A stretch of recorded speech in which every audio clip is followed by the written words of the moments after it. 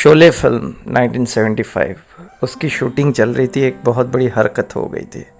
Cameraman Devendra दिवेचा जी shoot कर रहे थे पिक्चर। क्लाइमैक्स सीन है, जब तक है जान जाने जहां मैं नाचूंगी गाना चल रहा है। गाना ख़त्म हो चुका है और उसके बाद अमिताभ की गोली चल जाती है और गब्बर सिंह चूहा बन के अपने आदमियों से बंदूकें फेंकने के लिए कह दिया। और जैसे ही उन्होंने कह दिया तो सब लोग बंदूकें फेंक देते। तो धर्म जी हेमा जी को लेके उनको बचाते हुए चले जा रहे हैं।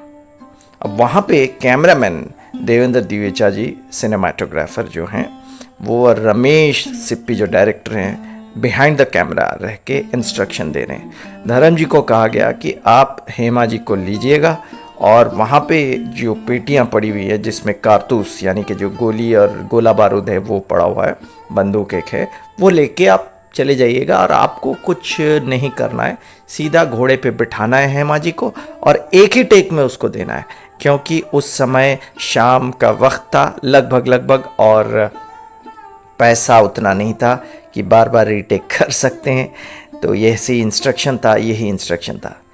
लेकिन धर्म जी जो है उनको आदत थी थोड़ा सा जो है सोमरस पान करने की। शराब पीते थे वो, वोडका अपना उस पर मिला लेते थे नारियल पानी में और दिन में एक दो बार मार लेते थे और उसी में शूट किया करते थे, लेकिन अपने कंट्रोल के साथ काम करते थे, किसी को पता नहीं चलने देते थे। खैर कुछ लोगों को तो मालूम होगा कि धर्म जी की आदत ये है, लेकिन अपनी शराफत मेंटेन करते थे। तो वैसे ही जैसे इंस्ट्रक्शन जाता है दिवेचा जी और सिनेमाटोग्राफर और डायरेक्टर का बिहाइंड द स्क्रीन, तो धर्म जी चलते हैं, हेमा जी को उठाते हैं और साथ में जो कारतूस जो गोलियां पड़ी हुई हैं उसको वहाँ से उठा के लेने के बजाय क्या उनके दिमाग में आता है पता नहीं, कैरेक्टर में चले जाते हैं या नशे की बात थी क्या थी, वो उन्होंने गन चला दी। और वहाँ पे रियल गन था, क्योंकि उन दिनों में ये जो आर्टिफिशियल जो गोली सिस्टम वो नहीं थी, तो क्योंकि अवेलेबल नहीं था मार्केट में, तो असली गन चल जाती है।